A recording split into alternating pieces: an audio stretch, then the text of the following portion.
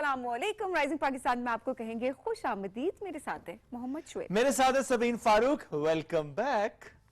मैं तो वैसे अच्छा एक वीकेंड से एक दिन ज्यादा हो गया था ना फ्राइडे सैटरडे संडे, तो मैंने आपको कहा था कि आई नीड सम रेस्ट और मुझे जरूरत है। यानी सबीन को थर्सडे को मालूम हो गया था कि she'll take off on Friday. Weather ऐसा चल रहा है कि हर कोई बीमार हो रहा है। हर कोई हर नहीं, लिटरली हर कोई अपने इर्द गिर्द आप जिससे पूछे, किसी को फ्लू है, किसी का गला खराब है, किसी को डेंगू है। तो ये सारे मामला जो है वो हम अपने इर्द गिर्द देख रहे हैं। तो ये बहुत ज़रूरी है कि अपनी इम्यूनिटी को आप बूस्ट रखें, और ताकि कोई भी ऐसी वायरल इन्फेक्शन या कुछ भी आपको हो रहा है तो आपकी इम्यूनिटी फाइट कर सके। सो रेस्ट लें। और जो ऑफिस वाले भी हैं, जहाँ जहाँ पे आप काम करते हैं, इट्स ओके अगर कोई लॉन्ग वीकेंड लेना चाहता है तो मुझे नहीं लगता कि इसमें कोई बुराई है।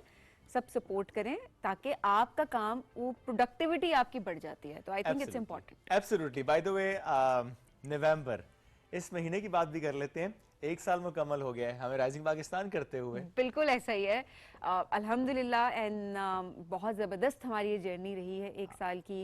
एंड ऑब्वियसली जब हम कहते हैं रोलर कोस्टर, तो वो हर जगह पे जहाँ आप काम करते हैं तो वो रोलर कोस्टर होता है। और उस बहुत सारी चीज़ों से आप सीख रहे होते हैं। और ऐसे में शुएब सबसे ज्यादा हमने अपनी हमारी ऑडियंस से हमने एब्सोल्युटली हम कनेक्ट रहते हैं, और हमारी ये कोशिश भी ये होती है कि उनसे हम कनेक्ट रहें। और ये देखिए कि बहुत से ऐसे मेहमान जो कि हमें कनेक्ट कर रहे होते हैं थ्रू सोशल मीडिया, और अपने में टैलेंट से मुतालिक बात कर रहे होते हैं। फिर हमारे मेहमान बनते हैं, हम उनसे मुतालिक और जानते हैं, उनसे मुतालिक आप तक बात पहुंचाते हैं, आप उनसे मुतालिक जानते हैं, और फिर इसी तरह से कारवां आगे बढ़ता रहता है। So this year was amazing, और फॉर श्योर अगला आने वाला साल भी बहुत प्यारा रहेगा। ये साथ बहुत अच्छा रहेगा जिसको हम लेकर चल रहे हैं मिलजुल कर, डिस्कशन के साथ, डिफरेंट मौजूआत पर बात करते करते। तो हमने सोचा कि आज जरा हम नवंबर की बात जरूर कर लें, क्योंकि last year we started this journey. तो आज जरा नाज़रीन से कनेक्ट होते हैं और बेहतर तरीके से। आप हमें बताएं, एक साल में आपको क्या अच्छा लगा हमारे शो के बारे में? सबसे अच्छा मौजू कौन सा लगा? आज हम पूरा एक सेगमेंट रखेंगे इस पे, और आप सबके मैसेजेस शामिल करने की पूरी कोशिश करेंगे। आपका फेवरेट सेगमेंट कौन सा रहा, आपका फेवरेट गेस्ट कौन सा रहा, आपका फेवरेट मोमेंट कौन सा रहा, फेवरेट टॉपिक कौन सा रहा। सो ये सारी चीजें, और या फिर अगर आप नहीं स्पेसिफिक कुछ बता सकते तो आप ओवरऑल बताएं कि एक साल की ये जर्नी हमारे साथ, हम सबकी जर्नी जो है, आपकी हमारी, वो कैसी रही। तो आज आपने हमें व्हाट्सएप करना है नाम और शहर के साथ। बिल्कुल ऐसे हम शामिल करेंगे कुछ देर बाद अपने इसी शो में। अब बढ़ेंगे आगे। हमारे बहुत से मेहमान आज हमारे दरमियान मौजूद होंगे, जिनसे हम उनकी अमेजिंग जर्नी से मुतालिक करेंगे बात। लेकिन अभी लेते हैं छोटी सी break. Will be right back after this break. Stay with us. This is rising Pakistan.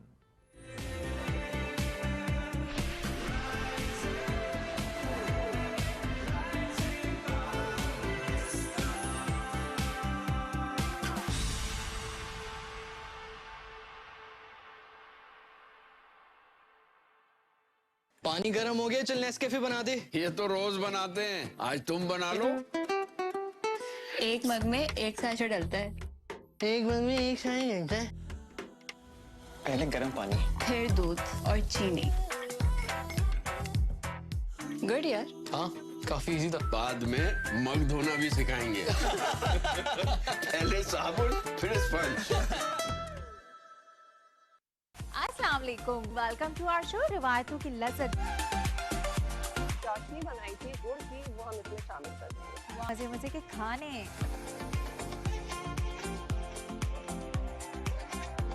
खाना पका रहे हो, दरवाजे से पता चल जाती है कि जरूर कुछ अच्छा पक रहा है। हाँ, सिर्फ खाने नहीं बल्कि रिवायत होगा। आज हम बना रहे हैं फ्राइड मोमोज। स्टीम ज्यादातर लोग पसंद करते हैं। खाना अच्छा नहीं पकाना आता तो आपका सारा काम बेकार हो जाता है। तो देखना मत भूलिएगा रिवायतों की लज़्ज़त, सिर्फ और सिर्फ ईटीवी होम पर।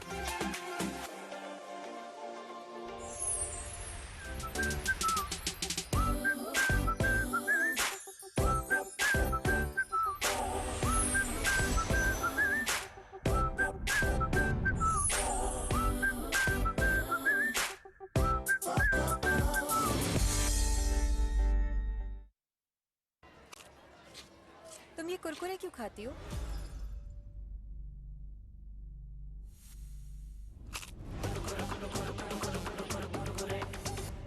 ऐਵੇਂ ही तो नहीं ना फिर? Crazy for Kurkure.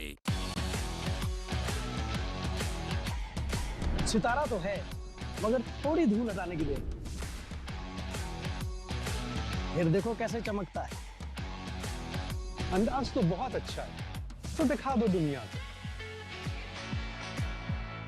जीत लो सबके दिल। बता दो दुनिया को सुर की ताकत। देखा, आई दिल से आवाज।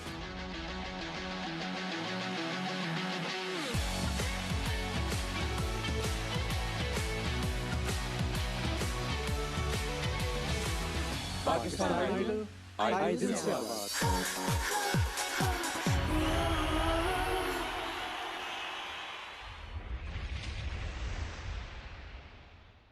Let's get digital.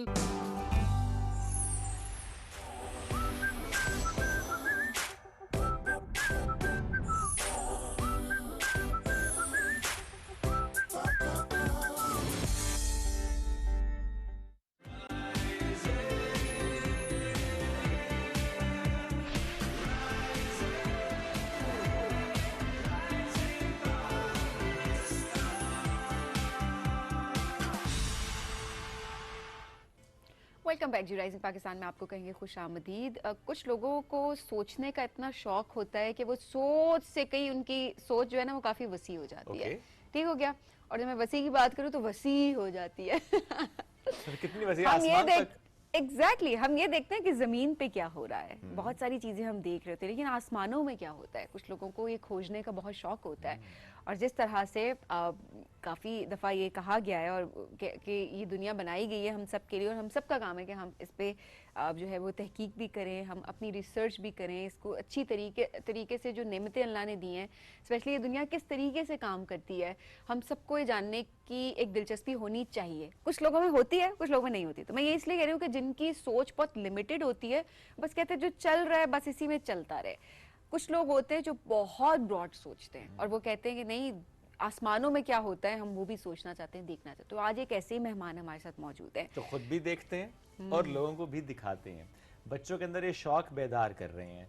Yasir Ali Awan, उन्होंने एक सोसाइटी बनाई, रावलपिंडी एस्ट्रोनॉमी सोसाइटी, और बच्चों की आगाही के लिए मंथली वो एक ऐसी बैठक लगाते हैं जहाँ पे बच्चों को फिर सिखाते हैं और दिखाते हैं। इसके लिए उन्होंने बैरून मुल्क से टेलीस्कोप मंगवाई है, बड़ी कॉम्प्लेक्स ही हमारे सेट पे भी आज मौजूद है। अभी हम देख तो नहीं सकते बट हम समझ जरूर सकते हैं। तो आपकी मुलाकात कराते हैं जिनको शौक है कि वाकई आसमानों में देखने का और लोगों को दिखाने का। यासिर से आपकी मुलाकात हुई। यासिर अस्सलाम वालेकुम, कैसे हैं आप? वालेकुम अस्सलाम जी, थैंक यू सो मच। मैं बिल्कुल ठीक हूँ, शुक्र अल्लाह। Great to have you. So this is the telescope जो आपने मंगवाई है, कितना अरसा हुआ इसको? जी, इसको करीब साल मेरे पास हो चुका है। और वैसे मेरे इस जर्नी को तो काफ़ी टाइम हो चुका है, क्योंकि मेरे पास इससे पहले दीगर टेलीस्कोप्स मौजूद नहीं हैं और तकरीबन 7-8 साल हो चुके हैं मेरे पास टेलीस्कोप्स की मौजूदगी में काम करते हुए। सो ये ख्याल कैसे आया कि ठीक है शौक तो इंसान को होता है, आप अपने तय कर भी रहे होते हैं, लेकिन अच्छा मैं बच्चों को भी लेकर आऊँ इस तरफ और मैं पूरा एक एहतमाम करूँ, वो कैसे आपको ख्याल आया? बिकॉज 6-7 साल आपने बताया कि हो गए आपको। एग्जैक्टली ऐसे ही है जी। असल में टेलीस्कोप्स लिए हुए तो इतना ही टाइम हुआ है, लेकिन ये जो शौक़ है ये मैं समझता हूँ कि हर एक के अंदर होता ही है। मुख्तलिफ इवेंट्स होते हैं जो आपके इस शौक़ को कुछ उभार देते हैं बाज़ औक़ात। और जैसे अब हम बचपन में जाया करते थे अपने गांव में, तो रात को बाहर सोना एक ट्रेंड था, तो वहाँ पे चांद और सितारे और आसमान देखने का इत्तेफाक होता है। बंदा जब बाहर खुले आसमान के नीचे लेटता है तो ये तो मेरा ख्याल है कि ज़्यादातर लोगों के साथ ऐसा हुआ है कि उन्होंने आसमान देखा हो, सितारे देखे हों और वो अट्रैक्ट किए हों। लेकिन ये सीरीज़ ऑफ इवेंट्स एक चाहिए होती है। मैं उस दौर से हूँ कि जिस वक़्त हमारे स्कूल में जब छुट्टी हुआ करती थी तो स्कूल के बाहर एक मेला लगा करता था। कोई समोसे बेच रहा होता था, कोई कुछ, हर चीज़ का एक ढाबे छोटे छोटे से वो लगा के लोग बैठ जाते थे। तो उसमें हमारे स्कूल के बाहर एक साहब आया करते थे जो कि एक छोटा सा एक फ्रेम था उनके पास, और उसके ऊपर एक पर्दा लगा होता था जिसके अंदर चीज़ें मुख्तलिफ वो पिक्चर्स दिखाया करते थे। वो अंधेरे में उनके उस पर्दे के अंदर जाकर देखी जाती थी। तो मैंने वहाँ पर जाके सबसे पहले जो चीज़ें देखी वो मुख्तलिफ़ चीज़ें थी। उसमें फैसल मस्जिद, मुख्तलिफ हमारे मुल्क की मशहूर जगह, लेकिन उसके अलावा कुछ सितारे और कुछ चांद वगैरह भी ऐसे शामिल होते थे। तो वो चीज़ें ये सीरीज़ ऑफ इवेंट्स में शामिल हैं कि जो आपके शौक़ को उभारने के लिए बुनियादी तौर पे बचपन से ही चलती आ रही होती हैं, और फाइनली एक वक्त आता है जब आपको कोई चीज़ क्लिक कर जाती है और आप उसको पकड़ लेते हैं और फिर आप उसको और बड़ी अच्छी बात है कि आपने बहुत अच्छे तरीके से आप उसको लेकर चल रहे हैं अपने अपने शौक को, और फिर बाकियों में भी आप शौक ये उजागर कर रहे हैं। अच्छा, क्या चीज़ है आसमानों में सबसे ज़्यादा जो आपको अट्रैक्ट करती है? वुसअतें हैं। आप जब हम सब मनहसुल मुसलमान, हम जब अल्लाह अकबर का जिक्र करते हैं तो अल्लाह की किबरियाई है, और जब हम इसको फ़िज़िकल वर्ल्ड में देखते हैं, जब साइंस के एतबार से इसको समझने की कोशिश करते हैं, तो मैं समझता हूँ हर फील्ड ही खूबसूरत है साइंस की, लेकिन जो एस्ट्रोनॉमी है इसके अंदर बहुत वुसअतें हैं। जब हम बात करते हैं हमारे एक सैयारे, इसके इर्द गिर्द 8 सैयारे हमारे साथ घूम रहे हैं जो सूरज के गिर्द हैं, ये एक सितारा है। इस तरह के हमारी सिर्फ मिल्की वे के अंदर 400 अरब तक सितारे मौजूद हैं, यानी कि 400 अरब तकरीबन सूरज, हर एक के गिर्द उसके सैयारे भी मौजूद हैं। और उसके अलावा ये तो हमारी अपनी गैलेक्सी है जिसके अंदर वुसअतों की तो अभी हम बात ही नहीं कर रहे, सिर्फ नंबर ऑफ स्टार्स की बात कर रहे हैं। इस तरह की जो गैलेक्सीज़ हैं इनकी तादाद जो गिनी जा चुकी है वो भी 2000 अरब से भी ज़्यादा है। तो ये ऑब्जर्वेबल यूनिवर्स की बात हो रही है, और इसके आगे क्या है हम नहीं जानते, और जो हम देख रहे हैं हम उसको भी सही तरह से नहीं जानते। तो इसको जानने की कोशिश ही असल में वो एक चीज़ है जो आपको रातों को उठने पे जो है वो मजबूर करती है। आप उठते हैं रात को कभी 2 बजे, कभी 3 बजे, कभी 12 बजे, और उठ के आप आसमान पर जाकर वो छत पे जाकर बैठना, वो एक बड़े डिफरेंट से एक एक्सपीरियंस होता है। जब सारी दुनिया सो रही होती है और आप अंधेरे में अपने छत पे बैठे होते हैं, तो कई मरतबा तो बड़ा अजीब सा फील हो रहा होता है कि दूर दराज से कई मरतबा कोई लोग अचानक अगर छत पे आ जाएं तो वो देख के हैरान हो जाते हैं कि ये पता नहीं क्या कर रहे हैं सो इस वक्त रात को छत पे बैठ के। तो वो बड़ा कुछ ऐसे फिनोमेना जो आपने एक्सपीरियंस किए हुए हों, अक्सर होता है ना, हम कहते हैं जी तारा टूट के गिर रहा है, और ऐसी बहुत सारी चीज़ें हम ऐसे जब हम नेकेड आई से देख रहे होते हैं तो हमें नहीं समझ आ रही होती क्या है। सो आपने टेलीस्कोप के ज़रिए कोई ऐसे एक्सपीरियंसेस किए हों तो हमसे शेयर करें। जी बिल्कुल ऐसे ही। अब आजकल में असल में लाइट पोल्यूशन तो बहुत ज़्यादा है हमारे एरियाज़ में, स्पेशली जो शहरों की बात करें अगर हम, तो वहाँ पे लाइट पोल्यूशन और दीगर पोल्यूशन के बहुत सारे और चीज़ें भी हैं, लेकिन ये है कि हमें आसमान उस तरह का अच्छा नज़र नहीं आता शहरों से। फिर भी कुछ ऐसे मिटियोर शावर्स होते हैं, जैसे वो टूटता सितारा का जिक्र आपने किया, तो इस तरह के टूटते सितारे कई मरतबा देखने का इत्तेफाक हुआ है। बट ये है कि उसके लिए टेलीस्कोप की ज़रूरत नहीं है। ये हमारे सामीन के लिए भी है कि जो लोग इसमें शौक़ रखते हैं, ज़रूरी नहीं है कि वो टेलीस्कोप लेंगे तो काम शुरू होगा। मैंने बहुत सारी ज़िंदगी का एक अरसा ऐसे ही गुजारा है जिसमें टेलीस्कोप मेरे पास मौजूद नहीं थी। इब्तिदा में मैं नेकेड आई से देखता रहा, उसके बाद ये मेरे पास एक बाइनोकुलर्स आ गई, तो हमने बाइनोकुलर से बहुत अरसा काम चलाया। फिर आहिस्ता आहिस्ता टेलीस्कोप बहुत बाद की चीज़ है।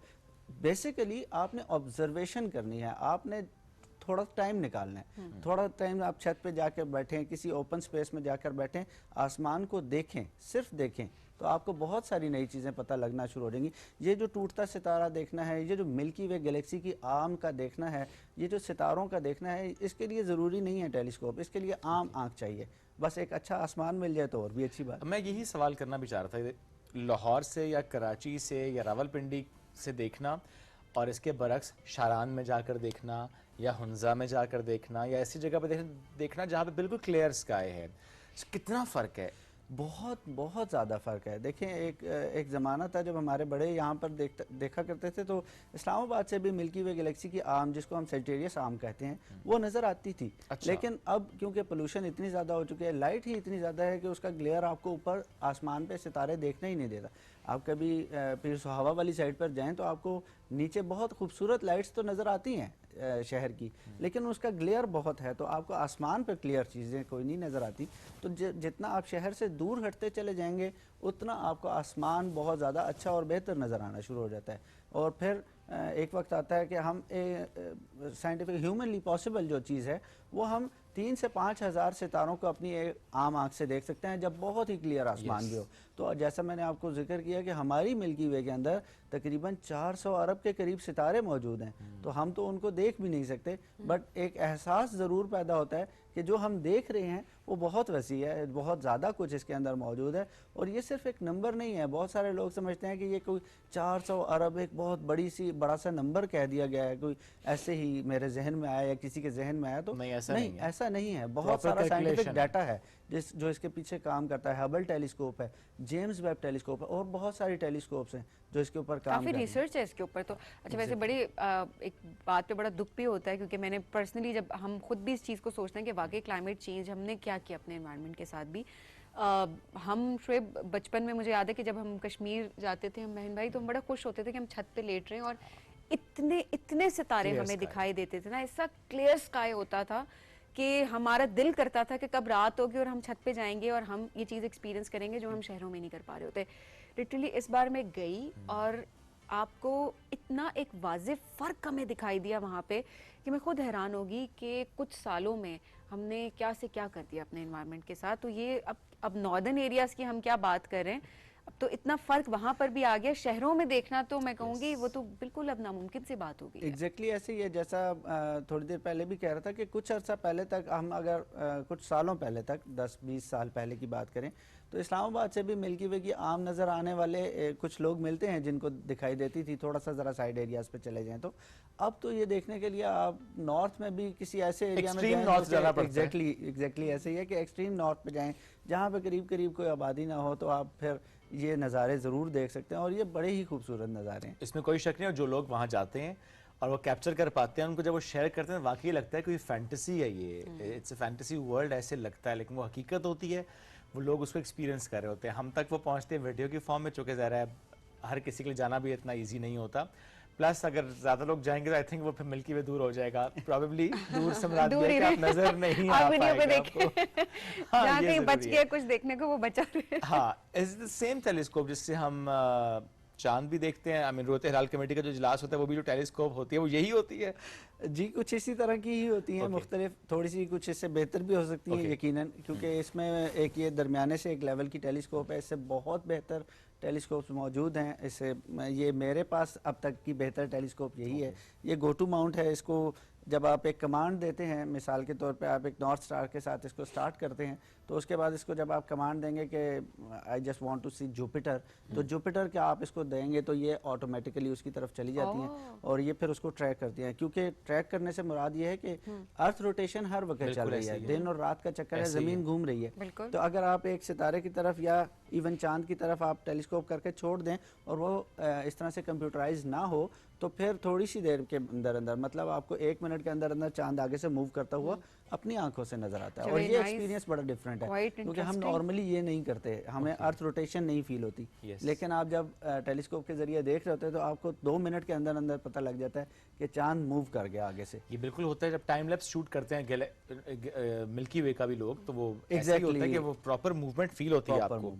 अच्छा, ये जो टेलीस्कोप है, अगर मैं आ सकूं वहाँ पे, तो जी जी, just to understand it more, so यहाँ से देखते हैं ना जी, एग्जैक्टली। अगर आप इजाज़त दें तो sure. मैं यहाँ, ये इसका आई पीस होता है, यहाँ से इसका आई पीस होता है, यहाँ से इसको देखा जाता है। फिलहाल तो मुझे शाजी नजर आएंगे इसमें, लेकिन एग्जैक्टली ओके अभी। अच्छा, नहीं तो ये इसका फाइंडर स्कोप होती है, इससे हम ऑब्जेक्ट फाइंड करते हैं, क्योंकि आसमान बहुत वसी है, तो हमें फाइंडर स्कोप चाहिए होती है ताकि हम एग्जैक्टली उस पॉइंट तक पहुँच सकें जिसको हम देखना चाह रहे हैं। ये एडजस्ट हो सकता है स्टैंड जी, ऊंचा हो सकता है। जी बिल्कुल, ऊंचा किया जा सकता है। हम चाहते हैं जरा शुएब देख के बताएं कुछ जो इस वक्त मैं यहाँ पे क्या देख पाऊंगा स्टूडियो में डालें। एग्जैक्टली स्टूडियो में, लेकिन just to have an experience ना। जी जी बिल्कुल बिल्कुल। मैं इसको मैं आपकी हेल्प करता हूँ, थोड़ी सी हेल्प चाहिए। Okay, interesting. अच्छा, वैसे देखिए ये भी एक बड़ा ज़बरदस्त एक्सपीरियंस होता है कि हम प्लैनेट्स का सुन रहे होते हैं और आप सिर्फ कमांड दें एक टेलीस्कोप को और उसके ज़रिए आप उस प्लैनेट को देख सकते हो। तो ये देखें, ये साइंस ने इतनी तरक्की कर ली है। कुछ नहीं आएगा, लेकिन अच्छा, इसकी जो लेंस है वो कितना कैप्चर कर पाता है, मैं कितना वास्ट? देखिए, ये अगर आप जूम इन की बात करें तो इसकी कैपेसिटी चेंज हो सकती है। इनिशियली आप इसको 100x जूम इन अगर आप कर रहे हैं तो इसके आईपीसेस या इसका इक्विपमेंट जब थोड़ा सा बदला जाता है तो फिर वो उसकी जो है वो ताकत डबल हो जाती है या उससे भी बढ़ाई जाती है। यहाँ से देखना, आपने इसके बारे में क्या बताया था? What's that? ये एक फाइंडर स्कोप है। यूँ समझ लीजिए कि इसके अंदर फील्ड ऑफ व्यू बड़ा आता है। यहाँ यानी कि आप जब कोई ऑब्जेक्ट देखना चाहते हैं आसमान में, क्योंकि ये बहुत छोटे इलाके को कैप्चर कर रही होती है, तो आप उस फाइंडर स्कोप के जरिए देख सकते हैं कि जो ऑब्जेक्ट आप देख रहे हैं वो क्या अलाइन हो चुका है या नहीं हो, क्योंकि इससे देखने पर फिर बहुत ज़्यादा मुश्किल हो जाती है। राइट। और ये इसका गोटू है, ये इसकी वो ऊपर नीचे करने के हिसाब से है कि यहाँ से ये ऑटोमेटिकली करती है, बट ये है कि अच्छा। और जो आप इससे पहले आप बता रहे थे कि आप इसको सेट कर पाते हैं कि आपने जुपिटर को लॉक कर दिया है। एग्जैक्टली। सो आजकल के एतबार से या डेली ही हम देख पाते हैं? नहीं, आप हर प्लैनेट हर रोज नहीं नजर आता। यस, प्लस आई थिंक ये भी होता है ना कि कुछ प्लैनेट्स कुछ वक्त में करीब भी आते हैं अर्थ के और उसमें ज्यादा विजिबिलिटी उनकी हो जाती है। तो आजकल कौन सा प्लैनेट ग्लोब के करीब है? पाकिस्तान के नहीं, पाकिस्तान के करीब तो हमारे से करीब है। जी एग्जैक्टली। असल में आजकल आप सैटर्न देख सकते हैं और जुपिटर भी थोड़ा लेटर पार्ट ऑफ नाइट है, उसमें आप देख सकते हैं। बिल्कुल उनको थैंक यू सो मच। अच्छा जैसे साहब, बच्चों को कैसे आप सिखाते हैं, थोड़ा सा ये भी बताइएगा। क्या क्लासेस देते हैं, बच्चे एनरोल करते हैं, किस एज के बच्चे, कैसे लोग आपसे कांटेक्ट कर सकते हैं, थोड़ा इसके बारे में? जी मेरे सोशल मीडिया पे ज़्यादातर लोग रब्ता करते हैं, क्योंकि हमारी रावलपिंडी एस्ट्रोनॉमी सोसाइटी का फेसबुक पर ग्रुप है और इस तरह से हम लोग हमारे तक पहुंचने के लिए ज़्यादातर वही सोर्स यूज़ करते हैं। और उसके अलावा स्कूल्स वगैरह में हमारे पास जाके इवेंट्स करने का मौका मिलता रहता है। मेरा एक मंथली जो इवेंट है वो मैंने फ्री ऑफ कॉस्ट रखा हुआ है, जो मंथली बच्चों के लिए जो अंडर प्रिविलेज्ड इलाके हैं उनमें जाकर ज़्यादातर मेरे करीब के बन जाते हैं। तो वहाँ पे हम पार्क्स में जाते हैं, वहाँ जाने से पहले हम अनाउंस करते हैं अपने सोशल मीडिया पर कि हम इस दिन इस वक्त में आ रहे हैं टेलीस्कोप लेके, तो आप आ जाइए, और चांद अगर देखना है या उस वक्त अगर कोई सैयारा है तो वो देखना है तो आप आकर देख सकते हैं, जिसकी कोई चार्जेस नहीं होते। तो वो बच्चों के लिए एक रखा हुआ है ऐसा एक सेशन के सारे देख सकें। देखिए हमें बचपन में बहुत सारे ऐसे मौक़ों की तलाश रही लेकिन हमें नहीं मिल सके, सब तो चाहते हैं कि बाकियों को मिले। एग्जैक्टली ऐसा ही है। और छोटे वैसे बचपन में वाकई बड़ा शौक बड़ा होता है, चांद देख रहे हैं, उसको करीब से देखें। बच्चों का शौक नेक्स्ट लेवल होता है, बच्चों के शौक के आगे तो कोई शौक। और आजकल के बच्चों के फिर उनके ऑब्जर्वेशन, उनके सवाल बड़े भी सीख रहे होते हैं उनसे समटाइम्स। अच्छा, ऐसे में वक्त क्या मुकर्रर होता है? क्या अंधेरे का इंतजार होता है या कि दिन में किसी भी वक्त आप ये सेशन रख सकते हैं? देखिए दिन में सोलर ऑब्जर्वेशन करवाई जा सकती है, लेकिन लूनर ऑब्जर्वेशन या प्लैनेट्स को देखना हो तो फिर हमें रात का इंतज़ार करना पड़ता है। मगरिब के थोड़ा देर बाद जब थोड़ा अंधेरा हो जाए, जितना अंधेरा होगा उतना ज़्यादा अच्छी विजिबिलिटी होगी, तो हमें फिर वो दिखाने में ज़रा आसानी हो जाती है। और सबसे मुख्तलिफ नज़ारा किस प्लैनेट का लगता है टेलीस्कोप से?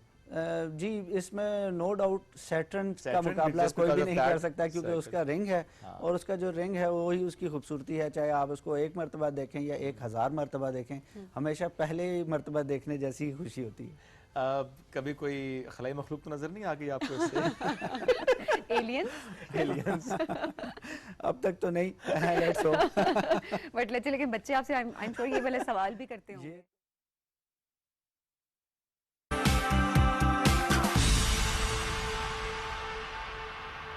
Welcome back. राइजिंग पाकिस्तान में एक बार फिर कहते हैं खुशामदीद। एक बहुत ही ज़बरदस्त और बहुत ही ख़ास मेहमान हमारे दरमियान मौजूद हैं।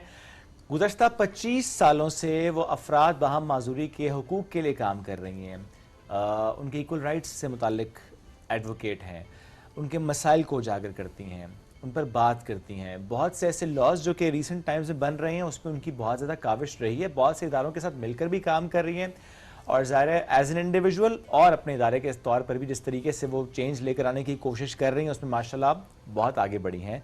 हम बात करें आबिया अकरम की, और जिस तरह मैंने कहा ना 25 साल, तो ये देखें 2 दहाइयों से भी लंबा सफ़र है उनका माशाल्लाह, जिस तरीके से इसको वो लेकर चल रहे हैं। बिलखुसूस जब हम अफराद बाहम मजदूरी की बात करते हैं उसमें ख़वातीन के लिए, बच्चों के लिए वो एक बहुत तवाना आवाज़ है, और आज हमारे दरमियान मौजूद भी हैं। कई अवार्ड्स उनको मिले हैं, जिसमें 2021 में BBC ने 100 इन्फ्लुएंशियल वुमेन में उनका नाम शामिल किया माशाल्लाह। और इसके अलावा इसके अलावा भी बेशुमार अवार्ड्स अभी भी एक और अवार्ड भी मिलने जा रहे हैं नेक्स्ट मंथ। वो डिटेल हम जरा उनसे पूछते हैं कि अगले महीने कौन सी खुशखबरी पाकिस्तान के लिए आने वाली, क्योंकि कोई एक भी शख्स अगर अवार्ड लेकर आता है पाकिस्तान तो जाहिर सी बात है ये पूरे पाकिस्तान का अवार्ड होता है। इस वक्त वज़ारत इंसानी हकूक़ की council on the rights of person with disability की रुकन है ये। बिल्कुल जी, तो आपकी मुलाकात करवाते हैं हम आबिया अकरम से। अस्सलाम वालेकुम आबिया, कैसी हैं आप? अस्सलाम वालेकुम, मैं ठीक हूँ, थैंक यू। आप कैसी हैं? बिल्कुल ठीक। आबिया बहुत शुक्रिया प्रोग्राम में हमें ज्वाइन करने के लिए। लंबा तारुफ तो हमने आपका करवा दिया, लोग ऑलरेडी आपको जानते हैं। आपका नाम काफी है वाकई। एग्जैक्टली, माशाल्लाह आपने इतना काम किया है थ्रू आउट, और 25 साल ये तो वैसे ही बहुत तवील अरसा है। जरा खुशखबरी पहले सुना देते हैं, फिर जरा हम आगे भी बढ़ते हैं। अगले महीने आपको कौन सा अवार्ड मिलने जा रहा है? नेक्स्ट मंथ जो है वो जीरो प्रोजेक्ट अवार्ड है, और इसमें हमने एक मोबाइल एप्लीकेशन डेवलप की थी that's easy to access for the deaf blind तमाम लोगों के लिए, और उसको कनेक्ट किया था आर्टिफिशियल इंटेलिजेंस से कि जितनी भी ख़वातीन हैं उनको एक्सेस के लिए कि इंफॉर्मेशन कहाँ से मिलेगी, जेंडर बेस्ड वायलेंस को, एक्सट्रीम जो वायलेशन है उसको एड्रेस करने के लिए। तो this is just a small award way I am really honoured कि पाकिस्तान के प्लेटफॉर्म से like it's a huge recognition कि आप डिसेबिलिटी राइट्स पे और फिर एक डाइवर्सिटी और इक्वल एक्सेस और नूर एआई चैटबॉट के थ्रू आप इंफॉर्मेशन प्रोवाइड करेंगे, and that's going to be replicated in all 5-6 countries कि उनको वो एक्नॉलेज कर रहे हैं। तो आई एम रियली आप ऑनर्ड। कहते हैं छोटा अवार्ड है, for us it's really big माशाल्लाह। कि देखें उसकी वजह से चेंज सिर्फ हमारी सोसाइटी ही में नहीं बल्कि आपने खुद का रेप्लिकेट होगी बाकी मुल्कों में भी, तो ये बड़ा अच्छा मामला है ये। अच्छा, आप ये थोड़ा सा हम ज़रूर जानना चाहेंगे रिसेंट टाइम्स में जो आपकी मैं कहूँगा कि अचीवमेंट इन अ वे कि आप एक चीज़ सोच रहे होते हैं, कर रहे होते हैं, फिर वो नज़र आ रही होती है इन टर्म्स ऑफ लॉज और समथिंग। सो सिंध में भी, बलूचिस्तान में भी, बहुत सी और जगहों पे हमने देखा कि आपकी वजह से और आपकी पूरी एक ज़रा आप फ्यूल हो जाते हैं उसके लिए, आप फ्यूल ऐड करते रहते हैं, चीज़ें होना शुरू हो जाती हैं। तो थोड़ा सा प्लीज़ बताएं क्या चेंज आया? जी बिल्कुल, जैसे आपने कहा कि it's an effort like last 2 decades से हम डिसेबिलिटी राइट्स पे काम कर रहे हैं, and we are trying to advocate कि कहीं से राइट बेस्ड अप्रोच के ऊपर बात की जाए। चैरिटी, मेडिकल, ये सारी चीज़ें तो बहुत ज़्यादा एग्जिस्ट करती हैं।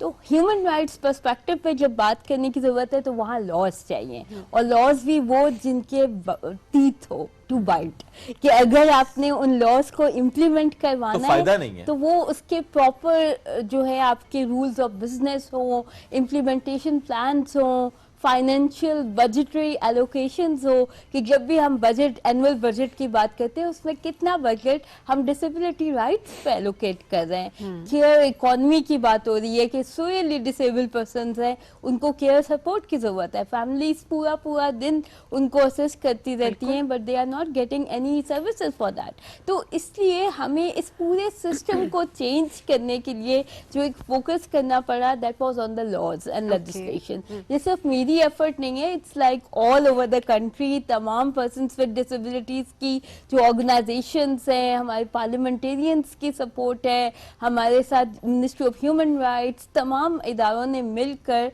इस लॉ को हमने ज़्यादा परस्यू किया कि आप इसकी इम्प्लीमेंटेशन बहुत ज़्यादा इम्पॉर्टेंट है। तो नाउ वी हैव 2020 एक्ट जो है वो इस्लामाबाद का है, इसी तरह सिंध, बलूचिस्तान, पंजाब, अभी सिर्फ केपी में लॉ पास नहीं हुआ जिसके लिए हम still we are advocating for that. तो वो भी इंशाल्लाह अगर ये भी बहुत ज़रूरी है कि इम्प्लीमेंटेशन भी उस हिसाब से हो, ये भी इम्पोर्टेंट चीज़ है। और बाकी ममालिक की हम अगर बात करें तो वहाँ पर भी हम देख रहे होते हैं कि सपोर्ट प्रोवाइड की जा रही होती है। सो वाकई आपने ये बात की कि जो पूरी फैमिली है और ऑब्वियसली उस लिहाज से वो सपोर्ट भी इम्पॉर्टेंट है, बट आई एम श्योर इस पे बहुत जल्दी इम्प्लीमेंटेशन की तरफ भी जाएंगे एंड केपी में भी ये चेंज हम देखें। यस, और बलूचिस्तान और सिंध में अभी हमने कमेटीज़ इस्टेब्लिश की हैं जो कि टेक्निकल एडवाइजरी कमेटीज़ हैं, जो specifically first time in the history of Pakistan they are talking about the gender based violence against women and girls with disability, कि उसको ख़त्म कैसे करने के लिए सर्विस प्रोवाइडर्स को इंगेज करना कितना ज़रूरी है। उसमें पुलिस डिपार्टमेंट, हेल्थ, जीबीवी कोर्ट्स और जितने भी स्टेक होल्डर्स हैं वो सब एक टेबल पर बैठ के हमारे साथ असेसमेंट्स के ऊपर बात कर रहे हैं कि इन डिपार्टमेंट्स की एक्सेसिबिलिटी होनी चाहिए। कोई भी women with disability sexually harassment या जेंडर बेस्ड वायलेंस फेस करती है, उसको जब पुलिस डिपार्टमेंट में जाना हो वहाँ साइन लैंग्वेज इंटरप्रेटर्स अवेलेबल नहीं है, व्हीलचेयर की एक्सेसिबिलिटी नहीं है, तो इन सब चीज़ों के लिए आपकी एक्सेस ही नहीं है, तो वो आपके केसेस रिकॉर्ड कैसे किए जाएंगे, कैसे उसको एड्रेस किया जाएगा। अभी 4 time greater women and girls with disability जो है वो जीबीवी जेंडर बेस्ड वायलेंस फेस कर रही हैं, लेकिन वो कहीं पे भी रिकॉर्ड मौजूद नहीं है। तो उसके लिए ये एक हमारा एक छोटा सा इनिशिएटिव था कि हम पंजाब और सिंध KP में ऑलरेडी इसके ऊपर काम कर चुके हैं। अभी रेफरल पाथवेज क्रिएट कर रहे हैं with the support of UNFPA, ताकि हम लोग उसको इंगेज कर सकें, वुमेन विद डिसेबिलिटीज़ के लिए एडवोकेसी कर सकें। और उसके साथ साथ जो प्रैक्टिकल स्टेप्स हैं कि लाइक अब सिर्फ हमें लॉज और लेजिस्लेशन की बात नहीं करनी, बल्कि स्पेसिफिक एरियाज में एजुकेशन में क्या हो रहा है, कितने % चिल्ड्रन विद डिसेबिलिटीज की एक्सेस है। Flood response was a huge concern. अभी जो पंजाब में रीसेंट फ्लड्स में बहुत सारे जो पर्सन विद डिसेबिलिटीज हैं उनकी तो असेसमेंट और उनकी तो आइडेंटिटी हो ही नहीं सकती कि वो कहाँ गए। जो नए लोग डिसेबल्ड हो रहे हैं उनके लिए हम लोग कुछ कर लें, उनके लिए रिहैबिलिटेशन या जो हाउसेस बन रहे हैं रिकंस्ट्रक्शन हो रही है, रिहैबिलिटेशन फेज में उनको इंक्लूड करना जरूरी है। तो उसके ऊपर हम थोड़ा सा काम कर रहे हैं कि advocacy with the national disaster management authority, उनकी लॉज, उनकी पॉलिसीज चेंज हो रही हैं, उनकी ट्रेनिंग्स करवा रहे हैं ताकि थोड़ी सी अंडरस्टैंडिंग आए कि डिसेबिलिटी को आप बहुत ज़्यादा परेशानी या चैलेंज नहीं लेना, it's just a different lifestyle. और उसके लिए एक्सेप्ट करवाने के लिए आपको उनके साथ बैठ के काम करना है। You have to be like sitting on the table कि जहाँ पे द एक्चुअल इशू। Exactly. बहुत से पर्सन विद डिसेबिलिटी आपसे शेयर करते होंगे कि जैसे कोई अखबार में ऐड आया या सोशल मीडिया पे किसी भी जॉब पोस्ट का और उसमें अप्लाई उन्होंने कर दिया, और जब गए इंटरव्यू के लिए तो फिर आगे से क्या रवैया था? उसमें एक बहुत बड़ा चैलेंज ये है कि फर्स्ट तो एक्सेसिबिलिटी, कि आपको जाते ही एक तो हमारे आईडी कार्ड के ऊपर जो लोगो है स्पेशल आईडी कार्ड का, उसको देखते ही एम्प्लॉयर्स पहले तो रिजेक्ट कर देते हैं, वहीं से वो फिल्टर होना शुरू हो जाता है। लेकिन अभी बहुत सारी कॉर्पोरेट सेक्टर, बैंक्स और उन सब जगहों पे एम्प्लॉयमेंट अपॉर्चुनिटीज क्रिएट की जा रही हैं और वो बहुत एक पॉजिटिव इम्पैक्ट है कि thousands of people are getting job. हमारी अपनी organization से 3,000 people at least they got the opportunity to for their employment. तो उसके लिए हमने corporate sector के साथ from the top management to the bottom उनकी trainings करवाई, disability equality sensitize किया उनको इस issue से, assessments करवाई of the buildings infrastructure wise and their own systems. लेकिन अभी जो एक बहुत बड़ा challenge है वो women and girls with disability का, जो हमारे sexual harassment at the workplace है, उसको रिवाइज करने की ज़रूरत है और उसके अंदर वुमेन विद डिसेबिलिटीज़ की प्रोटेक्शन के लिए काम करने की ज़रूरत है। पाकिस्तान में हमने जो पहला initiative national forum of women with disability step special talent exchange program और UNFPA के साथ मिलकर लिया कि ऑर्गेनाइजेशंस और पर्सन विद डिसेबिलिटीज़ में पहली दफ़ा बात की गई कि आपने sexual harassment at work place को एड्रेस कैसे करना है और इंक्लूसिवली। बहुत इंटरेस्टिंगली जब हम सेशन कंडक्ट करवा रहे थे तो वन ऑफ माय कोलीग, मैंने उनसे कहा आपने ये पढ़ा है जो हमने विसल ब्लोइंग और वो सारी पॉलिसीज वॉल पे लगाई? तो उसने कहा आप मुझे इसलिए कह रही हैं कि पढ़ो कि मैं करता हूँ harassment, he resigned from the office. Oh my God, ये अंडरस्टैंडिंग है, ये तो माइंडसेट है। एग्जैक्टली। तो अवेयरनेस के लिए जब आप काम शुरू करते हैं तो आपको बहुत सेंसिटाइजेशन और सेफ स्पेस और वो सारी चीज़ों की ज़रूरत है कि जब आप इस टॉपिक्स पे बात कर रहे हैं, उसको एड्रेस कर रहे हैं, तो उसके लिए पूरा इकोसिस्टम मौजूद होना भी ज़रूरी है। एक वुमेन विद डिसेबिलिटी घर से निकल गई कि मुझे हरासमेंट फेस हो रही है या ऑफिस से निकल गई, तो नेक्स्ट क्या अपॉर्चुनिटी है? पहले ही उनको जॉब नहीं मिल रही, पहले ही उनके लिए एनवायरनमेंट एक्सेसिबल नहीं है, तो आपको पूरा उसके ऊपर एक सिस्टम्स बनाना बहुत इम्पोर्टेंट है, गवर्नमेंट के साथ काम करना बहुत इम्पोर्टेंट है। उसके साथ साथ जैसे हम national commission on the status of women के साथ काम कर रहे हैं या डिफरेंट ऑर्गेनाइजेशंस के साथ। अभी हमने रिसेंटली एक इनिशिएटिव लिया, that's with the equal access hub with NUST university. This will be the first ever accessible response system for the students with disability कि वो हायर एजुकेशन में असिस्टेंस ले सकें, कि उनको कैसे एजुकेशन में रिसर्च होनी चाहिए, जो क्वालिफाइड स्टूडेंट हैं, रिसर्च एसोसिएट्स हैं, PhD स्कॉलर्स हैं, वो डिसेबिलिटी राइट्स के ऊपर बात करें।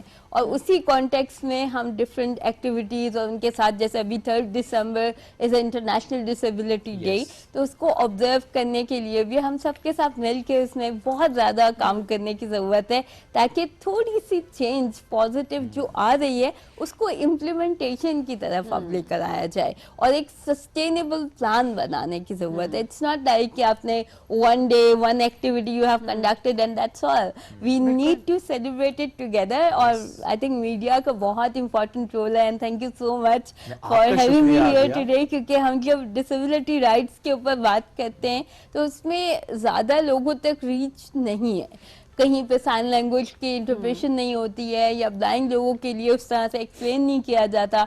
जैसे अगर प्रोग्राम स्टार्ट कर रहे हैं और मैं अपना प्लान बताऊं कि I am wearing the black dress, I am sitting on a power wheel chair which have extra speed in it, लेकिन ये कि वो सारा आप अपनी डिस्क्रिप्शन देते तो you made the connection with the blind people कि यस उनको भी पता चले कि आज मेरे साथ कौन बैठा हुआ है, स्माइल कर रहे हैं या सैड फेस है, या इस तरह का एक कंड्यूसिव एनवायरनमेंट जब आप ऐसा ही। और अभी आपने बहुत इंपॉर्टेंट बात शुरू में की, वो ये कि हम इसको इस तरीके से लिया जाए कि डिफरेंट है हर इंसान, हम जितने लोग यहाँ पर मौजूद हैं हम सब डिफरेंट हैं, तो फिर किसी एक को आप टैग कर दिया जाए कि अच्छा ये तो डिसेबल है और अब ये नहीं कर सकता, तो मुझे लगता है ये वाली चीज़ है। हम सब को एग्जिस्ट करते हैं, हम एक तरह से रहते हैं, खाते पीते, पर हाँ डिफरेंट हमारा लाइफस्टाइल है और ऑब्वियसली वो उस डिफरेंस को हम सबको एक्सेप्ट करना है और नॉर्मलाइज करना है और उसको लेकर चलना है हमें। लेकिन इस पर मैं थोड़ा सा एक और बात कहना चाहूँगी कि जैसे बहुत सारे लोग टर्मिनोलॉजीज यूज़ करते हैं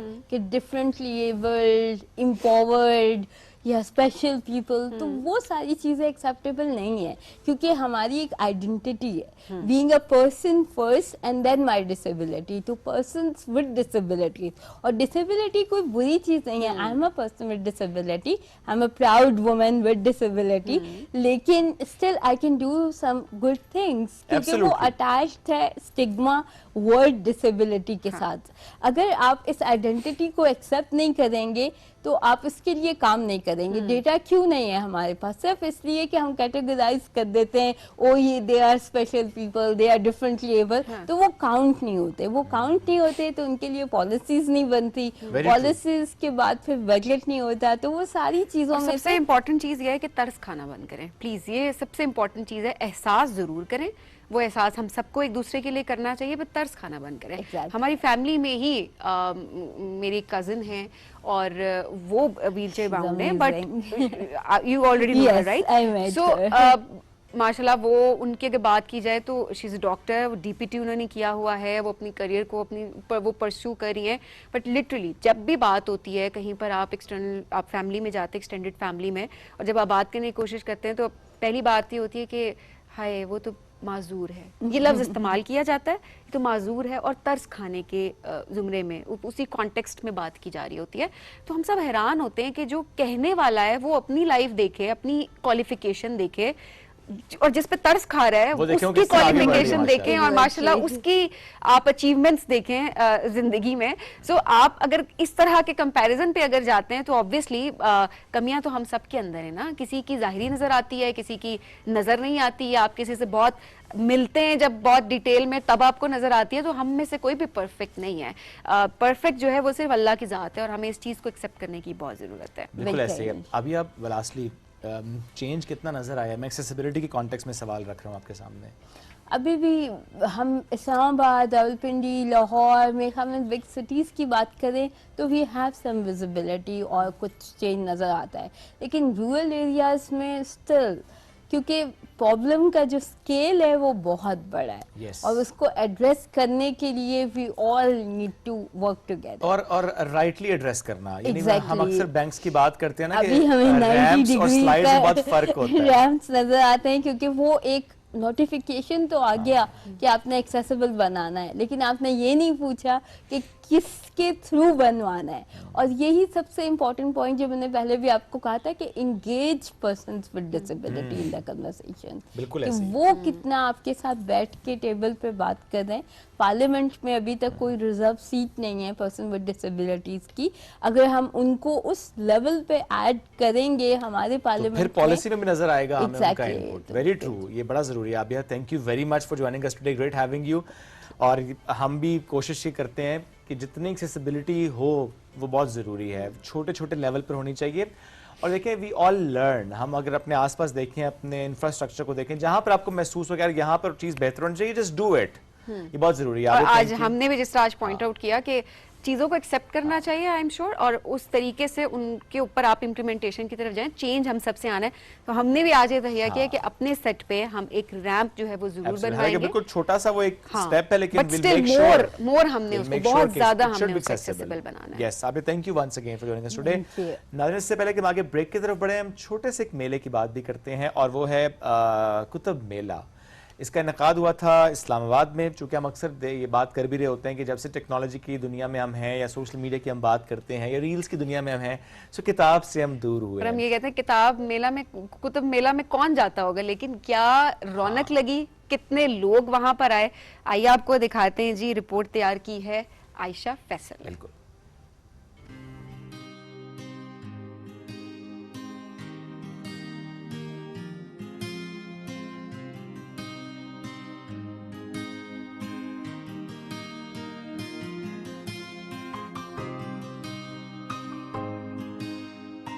मेरा नाम डॉक्टर फरहाना है, मैं फैसलाबाद से आई हूँ, फिजियोथेरेपिस्ट हूँ। और ये मेरा जो है वो शौक है, ठीक है, जो मैं अभी जो है वो तकरीबन 3 साल से काम कर रही हूँ ये। उसके बाद अभी मैंने इंस्टीट्यूट बनाया बच्चों के लिए, और बच्चियों को जो है वो फ्री ऑफ कॉस्ट सिखा रही हूँ, जस्ट इसलिए कि वो मतलब खुद कफालत अपनी खुद कर सके।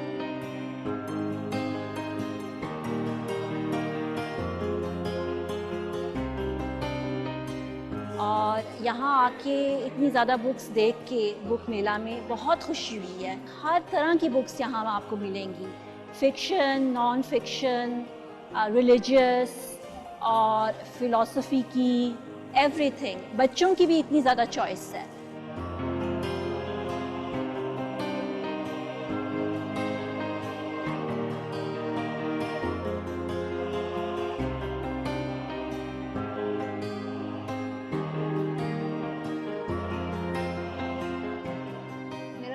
है और मैं एक पेंटर हूँ।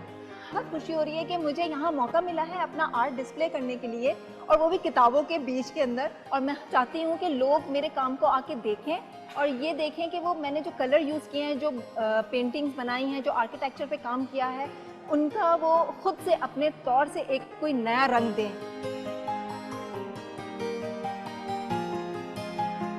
मैं कराची से आया हूँ endowment fund trust for the preservation of heritage of Sindh की तरफ से, और ये हमारे बुक्स की कुछ कलेक्शन है, जिसमें सबसे जो इम्पोर्टेंट चीज़ें हैं वो है कल्चर के बारे में, मोस्टली सिंध के कल्चर के बारे में, उनके प्रिजर्वेशन के बारे में।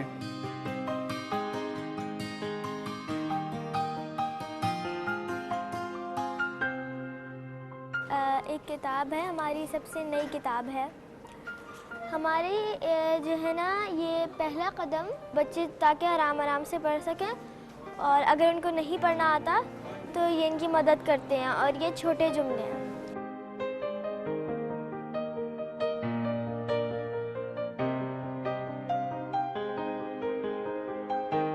साकिब सुल्तान मेरा नाम है और मैं इस्लामाबाद से बिलोंग करता हूँ, और ये बड़ा अच्छा लगा यहाँ पे आके। इस तरह के इवेंट्स होते रहने चाहिए। इससे पहले लाहौर में एक इवेंट होता है जिसके लिए हमें यहाँ से ट्रैवल करना पड़ता होता था LLF के लिए, और ये फर्स्ट टाइम मैं यहाँ पे आया हूँ, बहुत अच्छा लगा है। यहाँ पे नीचे जो है वो नोटेबल जो है वो टॉक्स हो रही हैं जो आजकल के वो की इश्यूज़ हैं उनके ऊपर।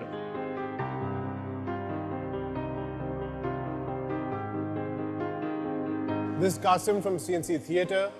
हमने आज परफॉर्म किया आई बुक्स लिटरेरी फेस्टिवल पे। मैं चाहता हूँ कि ऐसे इवेंट्स होते रहें, मज़ीद फ्यूचर में हो, ताकि फ़नून लतीफ़ा से, परफॉर्मिंग आर्ट्स से और लिटरेचर से जो हमारा ताल्लुक़ है वो ना सिर्फ इस्तवार रहे, बल्कि उसमें बढ़ाई आए और वो बेहतर से बेहतर हो।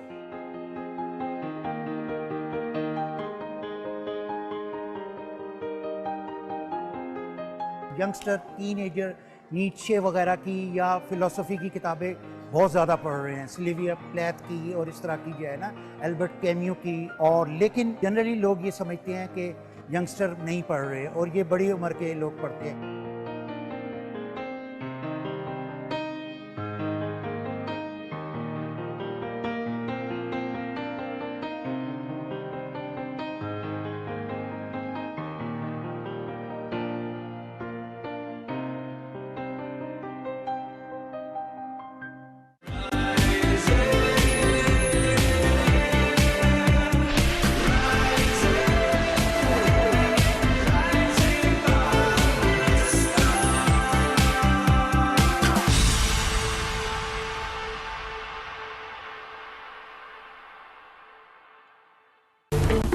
पाकिस्तानी खाने ज़ुबान पे लगे तो छूटते नहीं हैं, और अगर कपड़ों पे लगे तो वो कोरमे को आउट ऑफ साइट कर देगा। कढ़ाई से भी फाइट कर लेगा। कौन? ब्राइट, क्योंकि नए ब्राइट का बेस्ट एवर फॉर्मूला गहराई से दाग निकाले। आपके रेस्टोरेंट का मेनू आपकी यूनिफॉर्म में भी नजर आता है, इसीलिए तो ये काम ब्राइट और आपको दिया जाता है।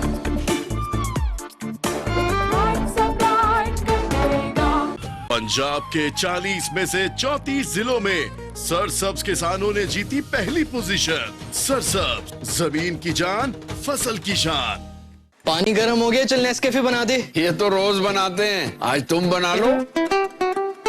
एक मग में एक सैशे डलता है। एक मग में एक सैशे डलता है। पहले गर्म पानी, फिर दूध और चीनी। गुड यार। हाँ, काफी इजी था। बाद में मग धोना भी सिखाएंगे। पहले साबुन फिर स्पंज।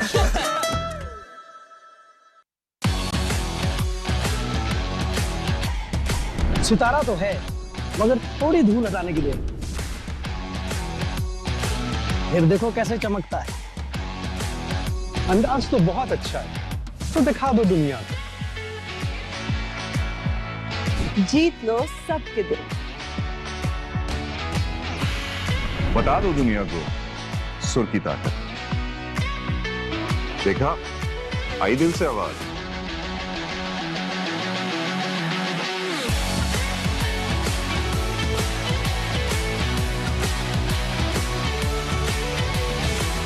पाकिस्तान आइडल, आई दिल से आवाज।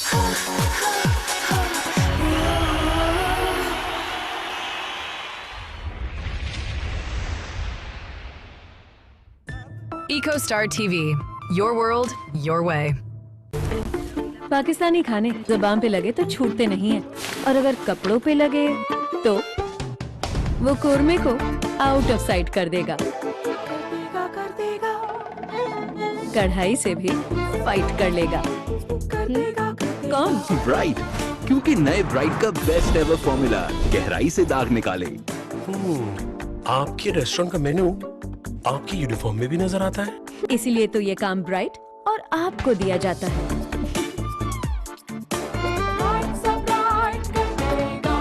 पंजाब के 40 में से 34 जिलों में सरसब्ज किसानों ने जीती पहली पोजीशन। सरसब्ज, जमीन की जान, फसल की शान।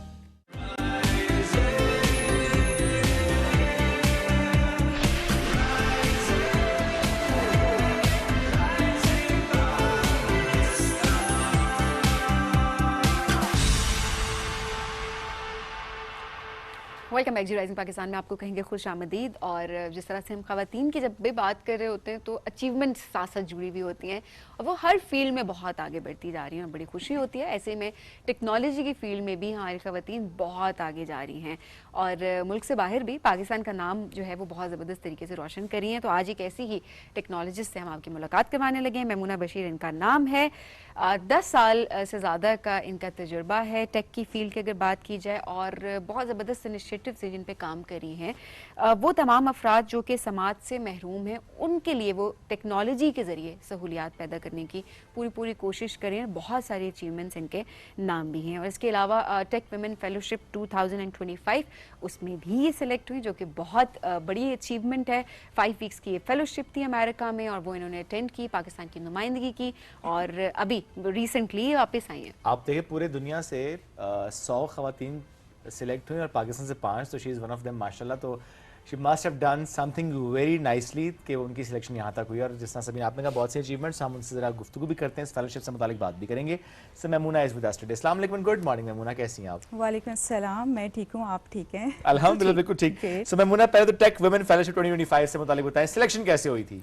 ओके, सिलेक्शन एक ये टेक वुमेन फेलोशिप प्रोग्राम है जो कि US state of education department के थ्रू होता है हर साल और पिछले 15 साल से हो रहा है। और अक्रॉस द वर्ल्ड जो है वो 20 से 23-25 कंट्रीज़ डिफरेंट ममालिक से जो है वो 100 इंस्पायरिंग खवातीन को पिक किया जाता है। 100 इंस्पायरिंग लड़कियाँ हाँ हाँ वही जी बिल्कुल। सो स्टेम के अंदर science, technology, engineering and maths के अंदर जो भी खवातीन काम कर रही हैं या लड़कियां काम कर रही हैं उनको उनकी सिलेक्शन होती है, और सिलेक्शन क्राइटेरिया जो है वो काफ़ी टफ है, बिकॉज़ आप एक प्रॉपर एक एप्लीकेशन प्रोसेस से गुजरते हो और तकरीबन इसके ऊपर एक पूरा साल लग जाता है।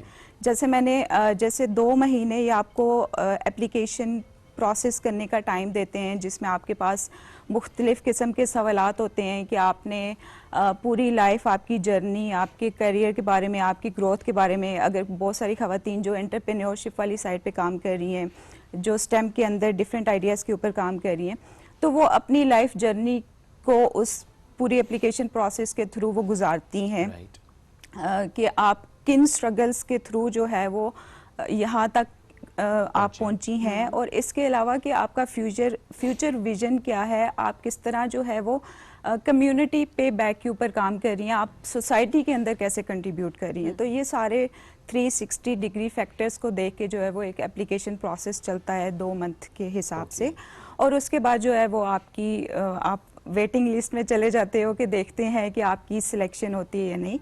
और फिर हर साल जो है वो बाय एंड ऑफ अप्रैल आपको सेमीफाइनल लिस्ट के अंदर अगर आप सिलेक्टेड हैं तो आपका नाम आ जाता है। और इंटरेस्टिंग बात कि मैं पिछले 3 साल से अप्लाई कर रही थी और मैं 2 दफ़ा रिजेक्ट हुई हूँ, और ये तीसरी दफ़ा हिम्मत नहीं आ रही आपको। बिल्कुल, तो वो नेवर गिव अप वाली सिचुएशन। आप देख लें कि सिलेक्शन क्राइटेरिया कितना टफ होता है कि आप उस चीज़ के ऊपर दोबारा स्ट्रगल करते हो, या आप उस चीज़ को बेहतर इम्प्रूव अंदाज में आप अपनी एप्लीकेशन दोबारा सबमिट कराते हो कि अगर जो आप फोकस्ड भी होता है कि नहीं आपको करना है। जी बिल्कुल, बिल्कुल ऐसा ही है। और मेरे ख्याल से ये it's one of the dream opportunity for each girl जो कि स्टेम के अंदर काम कर रही हैं, और आपको एक डिफरेंट अच्छा एक्सपोजर मिलता है। उसके बाद आपकी प्रॉपर फाइनल इंटरव्यूज़ होते हैं, सिलेक्शन होती है, फिर आपका वीज़ा प्रोसेस स्टार्ट होता है जो यूएस एंड पाकिस्तान एम्बेसी के कोलैबोरेशन के थ्रू ऑब्वियसली वो फिर एक सिलेक्शन प्रोसेस है और फिर visa process and all that, और फिर आप जाके तो वो फिर जाके बाय एंड ऑफ सितंबर आप वहाँ पे यूएस में जाके अपने पूरे पाकिस्तान को रिप्रेजेंट करते हैं, और ये एक डिफरेंट ही लेवल की खुशी होती है कि आप दुनिया के एक कोने से ट्रैवल करके आप दूसरे कोने पे जा रहे हो। बहुत सारे ऐसे लाइक माइंडेड लोगों से भी मिल रहे हैं। थोड़ा मैमुना इस बारे में भी बताइएगा कि बाकी जितनी भी खवातीन वहाँ पर मौजूद थी जो कि टेक की फील्ड में वैसे बहुत ज़बरदस्त काम कर रही हैं, पाकिस्तान से आप 5 खवातीन जो गई और फिर बाकी ममालिक से जितनी खवातीन वहाँ पर आई थी, आपने क्या फील किया डिफरेंस, और क्या बेहतरी आपको लगता है कि मज़ीद हमारी जो जितनी भी टेक एक्सपर्ट्स हैं उनको ये फैसिलिटीज़ प्रोवाइड करनी चाहिए सो दैट वो भी उस क्राइटेरिया को बहुत बेहतर तरीके से मीट कर सकें, या क्या स्ट्रेंथ्स आप लोगों की थी? ठीक है, देखिए हर इंसान की अपनी एक लाइफ जर्नी होती है, स्ट्रेंथ्स होती हैं। जैसे अगर मैं अपनी बात करूं तो वो एक स्पेसिफिक डेफ कम्युनिटी के ऊपर काम करना या किसी एक मसले को आप हल कर रहे हैं। इसी तरह बहुत सारी खवातीन जो हैं वो डिफरेंट अपनी फील्ड्स के अंदर एक्सपर्ट हैं, डिफरेंट मसाइल के ऊपर काम कर रही हैं। अगर मैं पाकिस्तान की बात करूं तो सबसे बेस्ट एक चीज़ तो मैं आपको बताऊंगी जो मुझे बहुत अच्छी लगी कि बाकी मेरे साथ ऐसी लड़कियां थी जो मैरिड थी, और वो अपने एक लड़की तो अपने 5 मंथ्स के बेटे को पाकिस्तान छोड़ के वो इस फेलोशिप प्रोग्राम को अटेंड करने के लिए गई है। तो इट्स ऑल अबाउट कि आपके अंदर कितना पेशेंस है और पैशन भी है इस चीज़ का कि आप इस चीज़ को अवेल करो, इस अपॉर्चुनिटी को, और दूसरों के लिए भी एग्जाम्पल बनो कि आपकी ठीक है आपकी अपनी फैमिली है, लेकिन आप किस तरह से जो है वो आने वाली जनरेशन के लिए कैसे आप बन सकते हैं। बाकी खवातीन जो वहाँ पे मिली, बहुत इंस्पायरिंग स्टोरीज थी हर किसी की। बेहतरी की अगर मैं बात करूँ तो जो इम्प्रूवमेंट फैक्टर मुझे लगता है कि अभी हमारी सोसाइटी में एक्सेप्टेंस आना लाजमी है, और एक्सेप्टेंस जो है वो आपके घर या सोसाइटी से स्टार्ट होती है। जैसे मैंने आपको एग्जांपल दी कि मेरे साथ एक पाकिस्तानी ही लड़की जो अपने 5 मंथ बेबी को घर पीछे छोड़ के, ऑब्वियसली बीइंग मैरिड, उसकी फैमिली ने उसको इतना सपोर्ट किया कि वो इस जर्नी को जो है वो फुलफिल कर सके। बिल्कुल ऐसा ही है। तो हमने अपनी उस सोसाइटी को एक्सेप्टेबल बनाना है कि जो खवातीन स्टेम के अंदर काम कर रही हैं और जो करना चाहती हैं, तो पीछे का जो माहौल है वो इतना एक्सेप्टेबल हो कि वो अपनी इस जर्नी को आगे कंटिन्यू कर सकें। एक ये चीज़ है। दूसरा ये है कि जो हम पाकिस्तान में ख़वातीन हैं जो एक्सपर्ट लेवल पे बैठी हैं, उनको मेंटोरशिप एंड गाइडेंस प्रोवाइड करनी चाहिए to the young generation, and बहुत सारी ख़वातीन कर भी रही हैं। क्योंकि आप जैसे मैं अगर अपने 10 साल की बात करूं तो मैनेजमेंट और लीडरशिप रोल में ख़वातीन बहुत कम दिखी हैं, और मेरे साथ तो पिछले 4-5 साल से ऐसे ही हो रहा है कि मैं जिस भी टीम के अंदर जाती हूँ, काम करती हूँ, मैं एक ही लड़की होती हूँ अपनी मैनेजमेंट में, ठीक है। तो बाकी जो है वो मर्द हजरात होते हैं। तो वो एक जो आप वर्क प्लेस की बात करते हैं, टेक्नोलॉजी के अंदर ख़वातीन के काम करने की बात करते हैं, तो बहुत ज़रूरी है कि एक जो वेमेन है वो दूसरी वेमेन के लिए सपोर्ट बने, गाइडेंस बने, मेंटोर बने, जिसकी वजह से आने वाली जो यंग जनरेशन है उनके लिए भी अपॉर्चुनिटीज़ ओपन हो, उनको भी एक गाइडेंस मिले। Very true. थोड़ा सा बताएं मुझे, जो टेक्नोलॉजी के थ्रू आपने समाज से महरूम अफराद के लिए काम भी किया, बिकॉज हमने बहुत साल पहले भी थोड़ी डिस्कशन इस पर रखी थी, बट हम चाहते हैं कि आज हमारी ऑडियंस के लिए भी लाजमी क्या कर रही हैं, किस तरीके से आप इसको लेकर चल रही हैं? ठीक है, एक तो 2018 से ये जर्नी स्टार्ट हुई जब मैंने और मेरे भाई ने जो है वो इस चीज़ को एनालाइज किया कि किस तरह हम अपनी सोसाइटी को इंक्लूसिव बना सकते हैं डेफ कम्युनिटी के लिए, क्योंकि जो सबसे बेसिक नीड है ना वो कम्युनिकेशन है, कम्युनिकेशन बैरियर। अगर जैसे मेरी मामा और भाई दोनों डेफ हैं, अगर किसी के साथ कम्युनिकेट करना है तो किसी नेक्स्ट पर्सन को अगर साइन लैंग्वेज नहीं आती तो वो कम्युनिकेशन गैप, ठीक है। तो इस बेसिक रिक्वायरमेंट को समझते हुए जो हमने सबसे बेसिक स्टेप लिया था वो ये था कि हम सोशल मीडिया को यूटिलाइज करते हुए कैसे इंक्लूसिव बना सकते हैं सोसाइटी को। क्योंकि आपको पता है कि अब डिजिटलाइजेशन का दौर है, अब AI का दौर है, चीज़ें जो हैं वो आपके पास एक्सेसिबिलिटी ज़्यादा है, रिसोर्सेज ज़्यादा हैं। तो लेकिन जो डेफ कम्युनिटी है वो सबसे मोस्ट मार्जिनलाइज्ड कम्युनिटी है जो पीछे रह जाती है। जैसे अगर मैं बाकी ब्लाइंडनेस या फिजिकल डिसेबिलिटीज़ की बात करूं तो वो लोग अपने लिए आवाज़ उठा सकते हैं, लेकिन डेफ लोग अपने लिए आवाज़ नहीं उठा सकते। तो ये मेरा और मेरे भाई का एक मोटिव था कि हम सोशल मीडिया की पावर को यूज़ करते हुए डेफ कम्युनिटी की आवाज़ कैसे बन सकते हैं। पूरे पाकिस्तान में 10 मिलियन डेफ कम्युनिटी है, उन तक अवेयरनेस कैसे पहुंचा सकते हैं। वो 2018 से जब जर्नी स्टार्ट हुई, फिर 2020 में कोविड आया, तो हम जब कोविड में सब कुछ शट डाउन था तो हम घर में बैठ के जो है वो कोविड के ऊपर अवेयरनेस बेस्ड वीडियोस बनाना, सोशल मीडिया के थ्रू लोगों को अवेयरनेस देना, फिर डिफरेंट सोशल ऑर्गेनाइजेशंस के साथ कोलैब करके भी मौका मिला डिफरेंट चीज़ों के ऊपर काम करने का। जैसे अब मैं पाकिस्तान की बात करूं तो मुख्तलिफ ऑर्गेनाइजेशन जो हैं वो अब डेफ कम्युनिटी की एक्सेसिबिलिटी के लिए भी काम कर रही हैं, जहाँ पे हम उनके साथ कोलैब करते हैं। जैसे कि मोबाइल एप्लीकेशन है जिसके through sign language interpreter book किया जाता है। पूरे पाकिस्तान में मैंने तकरीबन 1000 से ऊपर लोगों को साइन लैंग्वेज की क्लासेस दी, ट्रेनिंग्स दी। इसके अलावा जो है वो हम लोग अपना भी एक टीवी प्रोग्राम होस्ट करते रहे हैं प्राइवेट चैनल पे, जिसके कि हम टीवी के थ्रू भी मेन स्ट्रीम मीडिया को इंक्लूसिव और एक्सेसिबल बना सके।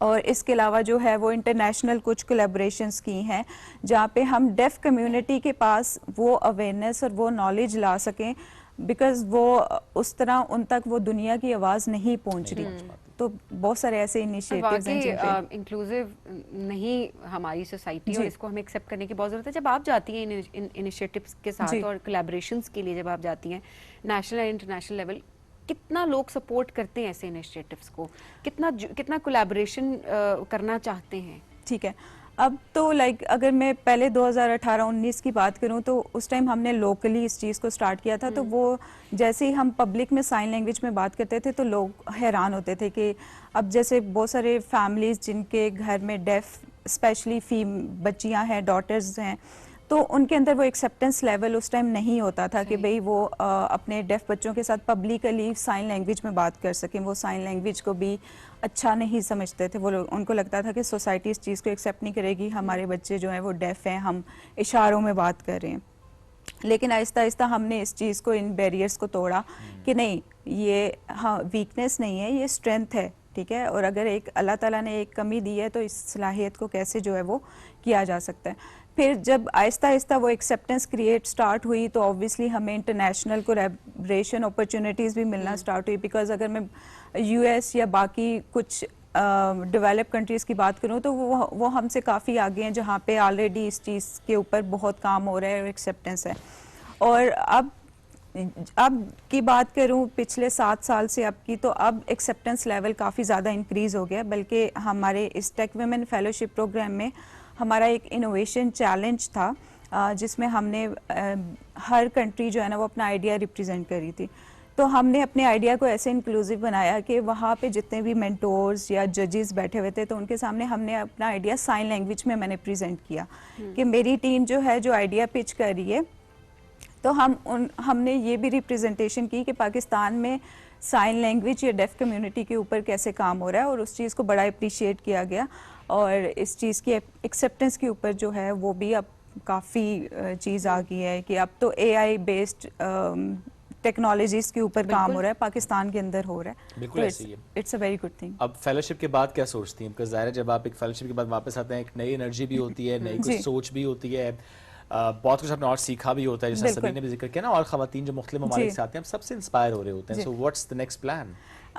नेक्स्ट प्लान जो है वो जो मैंने पहले बात की कि मेंटोरशिप वाली चीज़ जो है ना वो मुझे पाकिस्तान के अंदर बहुत कमी दिखती है कि एक फीमेल बीइंग अ फीमेल दूसरी फीमेल को कितना गाइड करे, करियर काउंसलिंग करे। इट्स नॉट ओनली अबाउट कि नॉर्मल लोगों को, मेरे साथ बहुत सारी डेफ कम्युनिटी की ज़िंदगियां जुड़ी हैं, बहुत सारे डेफ लोग, स्पेशली डेफ लड़कियों की ज़िंदगियां मेरे साथ जुड़ी हैं, जहाँ पे वो चाहते हैं कि जो मेरे पास नॉलेज है, और मैं खुद भी चाहती हूँ कि मैं उस चीज़ को सारा जो है वो साइन लैंग्वेज के थ्रू ट्रांसफ़र करूँ। स्पेशली ख़वातीन को बहुत सारे ऐसे मसाइल हैं जो कि डेफ ख़वातीन फेस करती हैं, और वो उस चीज़ के ऊपर ओपनली बात नहीं कर सकती जितनी एक नॉर्मल, आपको पता है नॉर्मल अभी भी स्टिल हमारे अंदर वो वाली एक्सेसिबिलिटी या एक्सेप्टेंस लेवल नहीं आया। तो वो जो डेफ कम्युनिटी है जहाँ पे, उसमें तो बिल्कुल भी नहीं है।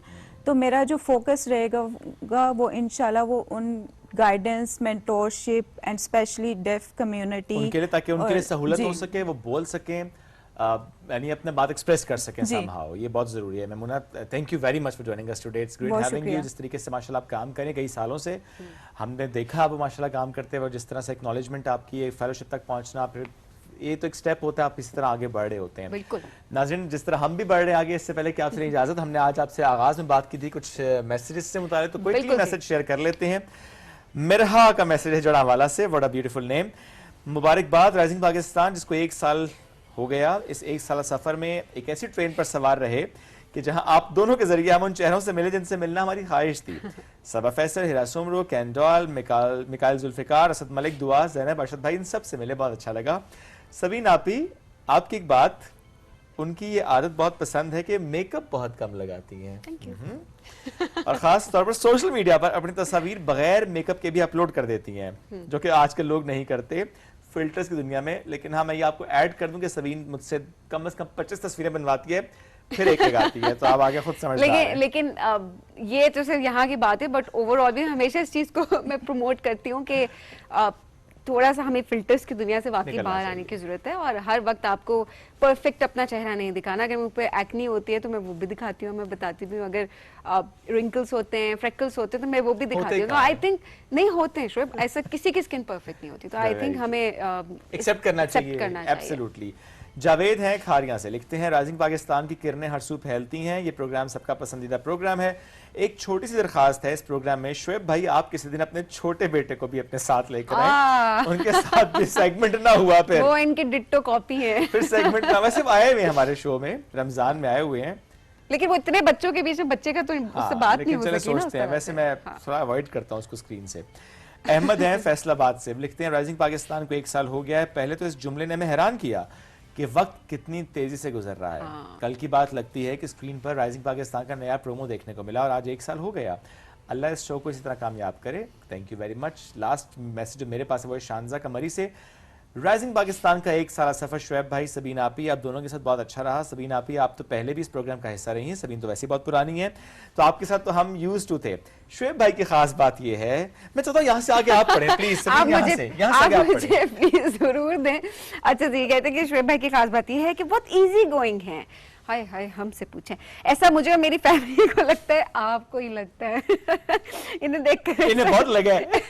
इन्हें देखकर ऐसा नहीं लगता कि हमारे लिए नए हैं, बहुत अच्छा शो वो लेकर चल रहे हैं। अच्छा जोक्स असाइड, बट वाकई शेफ वाकई बहुत ज़्यादा जो है वो इजी गोइंग है, बहुत जल्दी जो है वो घुल मिल जाते हैं किसी भी माहौल में, और सबसे अच्छी बात यह है कि वाकई एक अपनायत फील होती है जो कि बहुत इंपॉर्टेंट भी होता है। और इसी वजह से देखें 1 साल में ऐसे लगता है कि वैसे तो अपनी उम्र के हिसाब से ही बड़े मतलब पक्के भी हैं।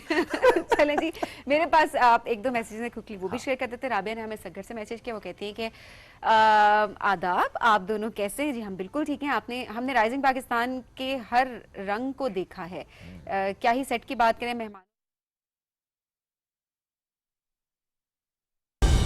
दुरुस्त हर वक्त बर वक्त।